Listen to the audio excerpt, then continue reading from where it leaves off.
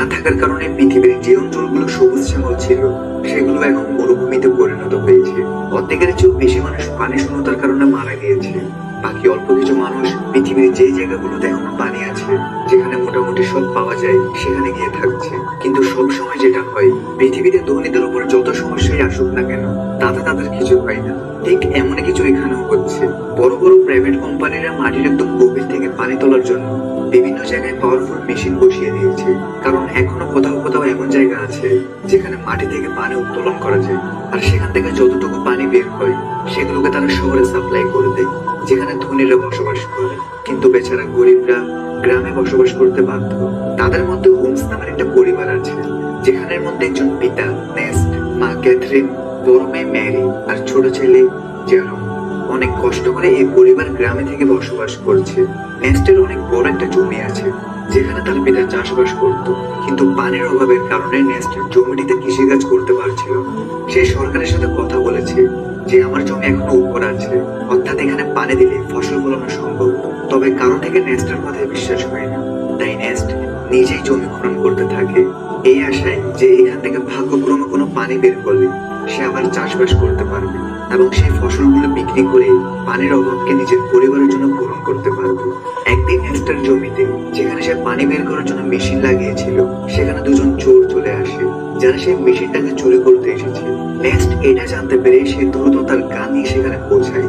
আর চোররা যখনই জানতে পারে নেস্ট এখানে এসে গিয়েছে, তখন তারা বাহানা করে যে আমরা তো অনেক দূর থেকে এসেছি, আমাদের একটু পানি দিলে অনেক উপকৃত হতাম। এটা বলেই সে চোর তার কাছে থাকা গান বের করে, যেন সে নেস্টকে গুলি করতে পারে। কিন্তু নেস্ট এমন চোরদের সাথে প্রতিদিন মোকাবেলা করত, তাই সে দ্রুত চোরটি শুট করার আগেই তাকে গুলি করে মেরে ফেলে। নেস্ট তার মেশিন চেক করতে আসে, তখন বেচারা জানতে পারে এখান থেকে যে অল্প পানি বের হতো সেগুলো এখন শেষ হয়ে গিয়েছে। তার মানে এখন তাকে দূর কোনো একটি জায়গায় গর্ত করে মেশিন লাগাতে হবে, যেন সেখান থেকে পানি বের করা যায়। নেক্সট জেরোমের সাথে ওয়াটারম্যানের কাছে আসে। আসলে ওয়াটারম্যান এমন লোকদের গ্রুপ যারা প্রাইভেট কোম্পানির জন্য কাজ করে, যেমন বড় বড় মেশিন লাগিয়ে পানি উত্তোলন করা, যেগুলোকে তারা শহরে সাপ্লাই করে দেয়। নেক্সট এদেরকে মদ বা খাবার পানি ডেলিভারি করার কাজ করে। সেই শহর থেকে সব জিনিসগুলোকে নিজের গাধার পিঠে করে এনে এই ওয়াটারম্যানদের দিয়ে দেয়। এই ওয়াটারম্যানদের মধ্যে ম্যাক্স নামের এক লোক রয়েছে, যার সাথে নেস্টের ভালো সম্পর্ক রয়েছে। নেস্ট ম্যাক্সকে বলে, দেখো ভাই, তুমি এখানে বড় বড় মেশিন লাগিয়েছো, এখান থেকে কিছুটা দূরে আমার জমি রয়েছে, যেখানে কিছুটা পানি বের হতো। কিন্তু তোমার এখানে বড় মেশিন বসানোর ফলে যে অল্প পানিগুলো আমার জমি পেত, সেগুলো এখন বন্ধ হয়ে গিয়েছে। তুমি কি তোমার এই মেশিনের লাইন অন্য জায়গায় নিতে পারবে? ম্যাক্স বলে, এটা তো আমার কাজ না, তুমি কথা বলতে চাইলে আমাদের বসের সাথে বলতে পারো। নেস্ট জানতো বস তো তার কথা শুনবে না, তাই সে মন খারাপ করে জেরোমের সাথে ঘরে ফিরতে থাকে। কিন্তু কারো ভাগ্য যখন খারাপ হয়, তখন তার সাথে খারাপ কিছু হতে সময় লাগে না। এমনই নেস্টের সাথে হয়। আসার সময় তার গাধার পা একটা পাথরের সাথে বাড়ি খাওয়ার কারণে গাধাটি নিচে পড়ে যায়, যার কারণে তার একটি পা ভেঙে যায়। বেচারা গাধা পিপাসার কারণে এমনিতেও কষ্ট পাচ্ছে, আর এখন তো একটা পাও ভেঙে গেছে। তাই তার কষ্ট কমানোর জন্য নেস্ট তাকে সেখানেই মেরে ফেলে। নেস্টের কোনো উপায় ছিল না। এরপর সে একটি নিলাম করে আসে, যেখানে পুরনো রোবটকে রিপেয়ার করে বিক্রি করা হয়। নেস্টও এমন একটা রোবটকে কিনতে এসেছিল, যেন সে সামনে থেকে ডেলিভারির কাজগুলো করতে পারে। এখানে নিলামের মধ্যে ফ্ল্যাম নামের এক ছেলে রোবটের জন্য বিট করতে আসে, কিন্তু শেষ পর্যন্ত নেস্ট সেই রোবটটা পেয়ে যায়, যেটাতে নেস্ট আর জেরোম অনেক খুশি ছিল যে যাক, কোনো কাজের একটা জিনিস হাতে এসেছে। এরপর তারা হসপিটালে আসে, যেখানে ক্যাথরিন থাকে, যে কিনা কিছু সময় আগে একটা দুর্ঘটনার শিকার হয়েছিল, যার কারণে সে হাঁটতে পারছিল না। তাই হসপিটালে ওয়্যারের সাহায্যে ক্যাথরিনকে রাখা হয়েছে। ওয়্যার মানে যেগুলো ক্যাথরিনকে হাঁটতে সাহায্য করে। এখন যেহেতু নেস্টের কাছে এত টাকা নেই যে সে ওয়্যার টেকনোলজি ঘরে নিয়ে আসে, তাই সে এবং তার পরিবারের সবাই ক্যাথরিনকে হসপিটালে দেখতে আসে। এখন হসপিটাল থেকে বের হয়ে নেস্টের সাথে দেখা হয় রবি নামের এক ছেলের, যে নেস্টের ভালো বন্ধু ছিল।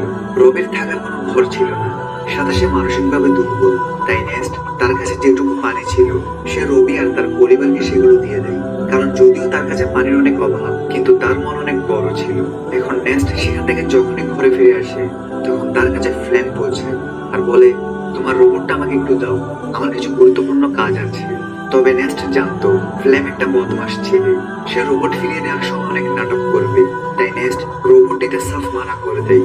সাথে এখানে বলে দিই ফ্ল্যামের সাথে নেস্টের মেয়ে ম্যারির চক্কর চলছে। নেস্ট অনেকবার ম্যারিকে বোঝায় যে সে যেন ফ্ল্যাম থেকে দূরে থাকে, সে ভালো ছেলে না। কিন্তু ম্যারি জীবনে কোনো ছেঁকা না খাওয়ার কারণে সে নেস্টের কথায় রাজি হয় না। বরং সে ফ্লেমের কারণে তার পিতাকে ঘৃণা করে। এখন মা বাবার কথা না শোনার কারণে মেয়ের সাথে খারাপ কিছু ঘটতে চলেছে কিনা তা আমরা সামনে জানতে পারবো। এর পরের দিন নেস্ট আরেকটি জায়গায় গর্ত করছিল যেন সে সেখান থেকে পানি পায়, কিন্তু বড় মেশিনের পাইপলাইনের কারণে আশেপাশের সব এলাকা শুকিয়ে রয়েছে। তাই নেস্ট এখানেও নিরাশ হয়। নেস্ট গর্ত করার সময় সে জেরোমের সাথে কথা বলছিল। সে বলে, আমি যখন শহরে গিয়েছিলাম তখন সেখানে আমি একটা মেয়েকে দেখেছিলাম যার চুল তো ছোট কিন্তু দেখতে খুব সুন্দর। এখন তুমি বড় হয়ে গিয়েছো, তুমি বলে তার সাথে তোমার ফিক্স করিয়ে দিই। না জানি এমন অবস্থায় আমরা আর কতদিন বেঁচে থাকতে পারবো। তাই আমাদের কাছে যত সময় আছে সেগুলোকে আমাদের ভালোভাবে কাটানো উচিত। আর এইভাবে নেস্ট আর তার ছেলে কথাবার্তা বলে ভালো সময় কাটায়। এরপর নেস্ট যখনই ঘরে আসে তখন ম্যারি বলে, আমার টাকা চাই বাবা, আমি ফ্লেমের সাথে যাচ্ছি, আমার এখানে দম বন্ধ হয়ে যাচ্ছে। নেস্ট বলে, দম বন্ধ হয়ে যাচ্ছে মানে? আমি ছোটকাল থেকে তোমাকে লালন পালন করেছি, তোমাকে সব দেওয়ার চেষ্টা করেছি, তবুও তুমি এমন কথা বলছো। কিন্তু ম্যারি তো উপর থেকে জবাব দেয়। সে বলে, আমার এখানে বাস করছি না, বরং সার্ভাইভ করছি, আমি এমন জীবন চাই না। নেস্টের লাখ বোঝানোর পরও যখন ম্যারি মানে না, তখন নেস্ট ম্যারিকে একটা রুমে বন্ধ করে জানলাতে প্যারেক মেরে দেয় যেন সে ফ্লেমের সাথে দেখা করতে না পারে। যার পরে নেস্ট যখনই সাপ্লাই দেওয়ার জন্য শহরে যাচ্ছিল তখনই সে জানতে পারে তাদের গ্যারেজ থেকে রোবট গায়েব। এটা দেখে তার অবস্থা খারাপ হয়ে যায়। সে টেনশন করতে থাকে। সে বুঝতে পারে এই কাজটা ফ্লেম ছাড়া আর কে করতে পারে। তাই সে সেখান থেকে দ্রুত ওয়াটারম্যানের কাছে আসে যেন তাদের জিজ্ঞাসা করতে পারে যে ফ্লেম এখানে এসেছে কিনা। কিন্তু সে সেখানে আসতেই ম্যাক্স আর বাকি ওয়াটারম্যানরা মিলে তার উপর আক্রমণ করে দেয় আর সবাই মিলে তাকে মারধর করতে থাকে। তাদের কথা অনুযায়ী তুমি আমাদের সাপ্লাই চুরি করেছো, যেটা আমাদের কষ্ট অর্জিত ছিল, সেটা হয়তো তুমি অন্য কোথাও বিক্রি করে দিয়েছো। নেস্ট বলে, আর এটা কি বলছো তুমি? আমি তো নিজে জিজ্ঞেস করতে এসেছি যে ফ্লেম আমার রোবট এখানে নিয়ে এসেছে কিনা, কিন্তু উল্টো তোমরা আমাকেই মারছো। নেস্ট বুঝতে পারে অবশ্যই ফ্লেম নেস্টের বদলে সাপ্লাই নিয়ে নিয়েছে আর সেটা ওয়াটারম্যানদের দেওয়ার বদলে চুরি করে অন্য কোথাও নিয়ে গিয়েছে। তাই নেস্ট যেমনি করে ওয়াটারম্যানদের থেকে নিজেকে ছাড়িয়ে ফ্লেমকে খুঁজতে থাকে। আর বেশ কিছুক্ষণ খোঁজার পর সে ফ্লেমকে পেয়ে যায় এবং নেস্টের সন্দেহ সঠিক ছিল, ফ্লেমই সাপ্লাই চুরি করেছে আর সেটা সে আরামে খাচ্ছিল। তাই নেস্ট গান পয়েন্ট করে ফ্লেমকে ভয় লাগায় আর তাকে ওয়াটারম্যানের কাছে নিয়ে যেতে থাকে এটা বলার জন্য যে সাপ্লাই আমি নয় বরং ফ্লেম চুরি করেছে। কিন্তু হাঁটতে হাঁটতে তারা অনেক ক্লান্ত হয়ে যায়, বিশেষ করে নেস্ট, সাথে তার পানিও শেষ হয়ে গিয়েছে। তাই ফ্লেম তাকে লোভ দেখায় যে আমি সাপ্লাই থেকে কিছু মদ খেয়ে ফেলেছিলাম, এখন অল্প কিছু মদ বাকি আছে, বলো তো আমরা সেগুলো অর্ধেক করে খেয়ে ফেলি। ওয়াটারম্যানের সর্বোচ্চ হয়তো আমাদের মারবে, কিন্তু যদি আমরা এখানে কিছু পান না করি তাহলে আমরা অবশ্যই মারা যাব। এটাতে নেস্ট রাজি হয়, কিন্তু যখন সে ফ্লেমকে রশি থেকে মুক্ত করে তখন ফ্লেম তাকেই হামলা করে বসে। বেচারা নেস্ট আগে থেকে অনেক তৃষ্ণার্ত ছিল আর এখন মার খাওয়ার কারণে তার অনেক রক্তক্ষরণ হতে থাকে। এরপরে ফ্লেম জোর করে সব মদগুলোকে নেস্টের মুখে ঢেলে দেয় যেন ওয়াটারম্যান যখন তাকে দেখবে তখন তাদের বিশ্বাস হয়ে যায় যে নেস্টই সাপ্লাই চুরি করেছে আর সেই তাদের মদ খেয়ে ফেলেছে। এছাড়াও ফ্লেম নেস্টকে মেরে মেরে রোবটের সাথেই বেঁধে দেয় যেন সবাই বুঝতে পারে রোবট আউট অফ কন্ট্রোল হয়ে নেস্টকে আক্রমণ করেছে, যার ফলে তার মৃত্যু হয়ে যায়। আর এটাই হয়, বেচারা নেস্ট মারা যায়। আর সবার থেকে লাগছিল রোবটই নেস্টের প্রাণ নিয়েছে। এরপর দেখা যায় যেরকম তার পিতাকে হারানোর পর মন খারাপ করে বসে থাকে, সে সব রাগ রোবটের উপর ঢেলে সেটাকে ভাঙার চেষ্টা করে, কারণ সে বিশ্বাস করছে রোবটই তার পিতার প্রাণ নিয়েছে। তখন ফ্লেম জেরোমকে এসে বলে, রোবট ভেঙে কিনা, এটা সামনে গিয়ে আমাদেরই কাজে আসবে, তাই এটাকে ভাঙিও না, চিন্তা করো না, আমি আছি তো, আমি তোমার পরিবারকে সামলাবো, তোমার ও মেয়ের ভালো খেয়াল রাখবো। এরপর দেখা যায় ফ্লেম ম্যাক্সের কাছে আসে আর বলে, আমি একটা পাইপের লাইন চাই যেন এটার সাহায্যে আমি নেস্টের জমিতে চাষ করতে পারি। সে ম্যাক্সকে একটা ছুরি দেখিয়ে বলে, এই ছুরিটার কথা মনে আছে তো? সেদিন যখন তোমরা সাপ্লাইয়ের জন্য নেস্টের উপর হামলা করেছিলে তখন নেস্ট তোমার থেকে এই ছুরিটা নিয়ে ফেলেছিল আর আমি এই ছুরিটা তার বডির পাশে পেয়েছি যেখানে তোমার নামটাও লেখা আছে। সাথে সবাই জানে তোমার এবং তার সাথে লড়াই হয়েছিল।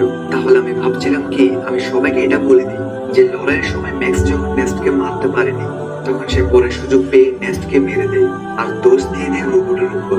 এটা শুনে ম্যাক্স ভয় পেয়ে যায় আর ফ্লেমের কথায় রাজি হয়ে কোম্পানি থেকে লুকিয়ে একটা সিগারেট পাইপলাইন নেস্টের জমিতে দিয়ে দেয়, যার ফলে সেই জমিতে পানি পেতে শুরু করে।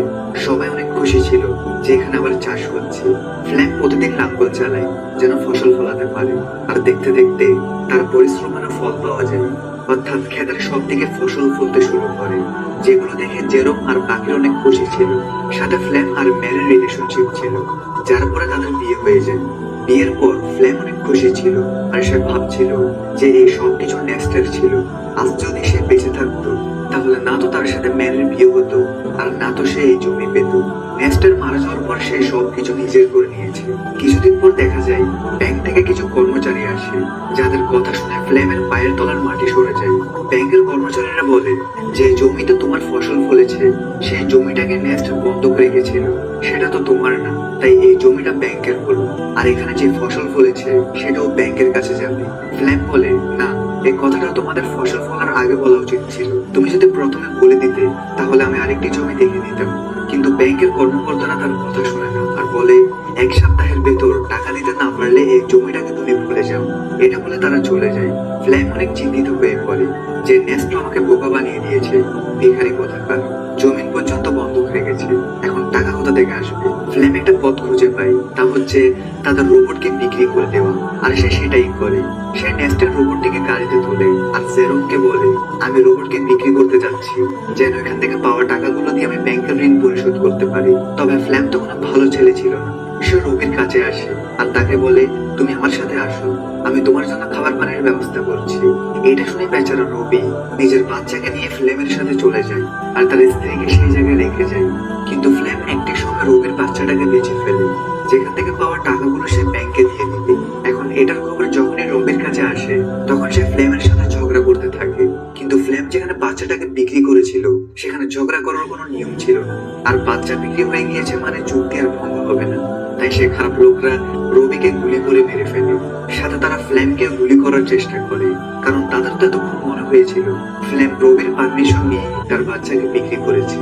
ফ্লেম কোনো মতে দৌড়ে সেখান থেকে প্রাণ নিয়ে বেঁচে ফিরে। সাথে সে রোবটটাকে সেখানেই ফেলে আসে, কারণ তাকে জেরোমকে তো বলতে হবে যে টাকা বাচ্চাকে বেঁচে নয় বরং রোবটকে বেঁচে এসেছে। নেক্সট এমনিতে তো ম্যারিকে ফ্লেমের সাথে যেতে মানা করেনি।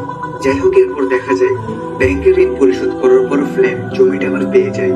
ওদিকে রোবটটি হেঁটে হেঁটে তার আসল মালিকের কাছে যেতে থাকে, কারণ যখন সে বদমাশরা ফ্লেমকে শুট করছিল তখন কিছু গুলি রোবটটি থেকেও লেগে যায়, যেটাতে রোবটের ডিফল্ট সেটিং অন হয়ে যায়। আর এই জন্যই সে তার অরিজিনাল অনারের কাছে যেতে থাকে, যে কিনা শহরে থাকে। অনারের নাম হচ্ছে ক্যালভিন। সে যখনই রোবটটিকে দেখে তখন সে অবাক হয়ে যায়, যেটি কার রোবট আবার ফিরে এসেছে। রোবটের গায়ে নেস্টের নাম লেখা ছিল, তাই ক্যালভিন রেডিওর সাহায্যে নেস্টের সাথে যোগাযোগ করার চেষ্টা করে যেন সে এখানে সে নিজের রোবটকে নিয়ে যায়। কিন্তু জেরোম যখনই রেডিও অন করে তখন সে অবাক হয়ে যায় যে ফ্লেম তো বলেছিল সে রোবটকে বিক্রি করে দিয়েছে, এখন এই ক্যালভিন নামের লোকটা বলছে রোবট তার কাছে। তাই সে ডিসাইড করে ক্যালভিন যখন রোবট ফিরিয়ে দিতে চায় তাহলে তো ভালো, জেরোম সেটা নিজে গিয়ে নিয়ে আসবে। সেদিন জেরোম রবির ওয়াইফকে দেখতে পায়, যে কিনা রবিও তার বাচ্চা ফিরে না আসায় হতবাক হয়ে আছে।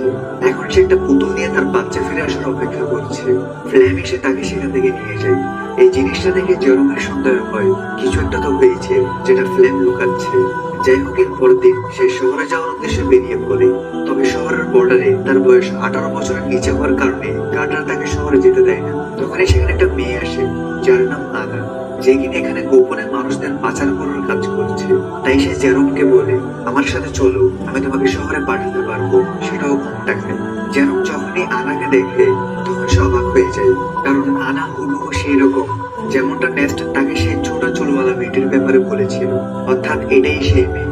জেরোম তাকে নেস্টের ব্যাপারে জিজ্ঞেস করে, কিন্তু আনা তো নেস্টকে চিনে না, তাই জেরোম আর কিছু বলে না। এরপর আনা জেরোমকে শহরের দিকে যাওয়া মালবাহী গাড়িতে লুকিয়ে বসিয়ে দেয়, যেটার সাহায্যে জেরোম অবশেষে শহরে পৌঁছে যায়। এখন শহরে আসার পর সে ক্যালভিনের সাথে দেখা করে, যে কিনা তাকে তার রোবট ফিরিয়ে দেয়।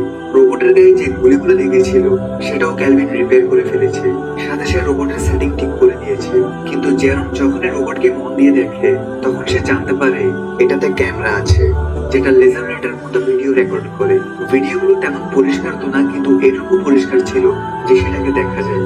তখন সেই ভিডিওগুলোতে জেরোম তার পিতা নেস্টের সাথে কাটানো মুহূর্তগুলো দেখতে থাকে। এই ভিডিওগুলোতে সেই ভিডিওটাও ছিল যখন ফ্লেম নেস্টকে মেরেছিল, যার পরে সে রোবটের সাথে তাকে বেঁধে দেয়। এখন এগুলো দেখে জেরোম প্রচন্ড অবাক হয়ে যায়। সে সত্যিটা জানতে পেরেছে যে তার পিতা কোনো অ্যাক্সিডেন্টে মারা যায়নি। জেরোম রোবটটাকে ঘরে নিয়ে আসে, কিন্তু ঘরে আসতেই সে ফ্লেমকে এটা বলে না যে সে সত্যিটা জেনে গিয়েছে, কারণ ম্যারি যদি জানতে পারে এসব কিছু ফ্লেম করেছিল তাহলে সেগুলো সহ্য করতে পারবে না। এর উপরে সে প্রেগনেন্ট, তাই জেরোম একটা প্ল্যান করে আর ফ্লেমকে বলে, আমি শুনেছি রবি তোমাকে ডাকছে। এটা শুনে ফ্লেম টেনশন করে যে রবি তো মারা গিয়েছে, এখন এটা কোন রবি ডাকছে। তাই সে জেরমকে বলে হতে পারে সেটা অন্য কেউ। এখন প্ল্যান ফেল হতে দেখে জেরম একটা লেটার লিখে ফ্লেমকে পাঠায়, যেন এটা পরে ফ্লেম থেকে মনে হয় এটা রবি পাঠিয়েছে। ফ্লেম দেখে রবি তাকে সেই জায়গাটায় আসতে বলছে যেখানে নেস্ট মারা গিয়েছে। ফ্লেম বুঝতে পারে কিছু তো গন্ডগোল আছে, আমার থেকে সেখানে গিয়ে দেখতে হবে। তাই সে সেই জায়গাটাই যায় যেখানে সে নেস্টকে মেরেছিল। কিন্তু একটি সময় সে ভুলে গর্তে পড়ে যায়, যেখানে পড়ে যেতেই তার পা ভেঙে যায়। সে সাহায্য চাইতে থাকে, তখনই তার সামনে জেরম আসে, যার হাতে ছিল একটি গান। তাকে এত আগে দেখে ফ্লেম বুঝতে পারে জেরম সবকিছু জেনে গিয়েছে, আর এই সবকিছু জেরমের প্ল্যান ছিল। ফ্লেম তাকে বলে দেখো, যা হয়েছে আমি তার জন্য দুঃখিত, কিন্তু দেখো আমি মেরি আর তোমার কত খেয়াল রেখেছি। যদি আমার কিছু হয়ে যায় তাহলে মেরি এগুলো সহ্য করতে পারবে না, তাই আমাকে যেতে দাও। কিন্তু জেরম তার কথা শুনে না, আর সোজা তাকে গুলি করে মেরে ফেলে।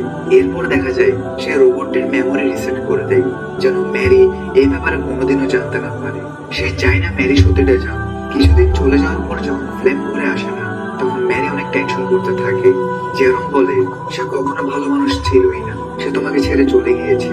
এটা শুনে মেরি অনেক দুঃখী হয়, আর নিজের মন থেকে ফ্লেমের জন্য ভালোবাসা বের করে দেয় এবং উল্টো তাকে ঘৃণা করা শুরু করে।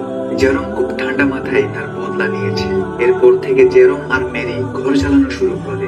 এখন তো তাদের কাছে জমিও আছে, যেটাতে চাষ হওয়া ফসল বিক্রি করে তারা তাদের মাকে ঘরে নিয়ে আসবে। আর এই মিক্স ফিলিং এর সাথে এই মুভি এখানেই শেষ হয়। ভিডিও ভালো লাগলে লাইক করে দাও, আর চ্যানেলকে সাবস্ক্রাইব করে না থাকলে সাবস্ক্রাইব করে বেল আইকন অন করে রেখো।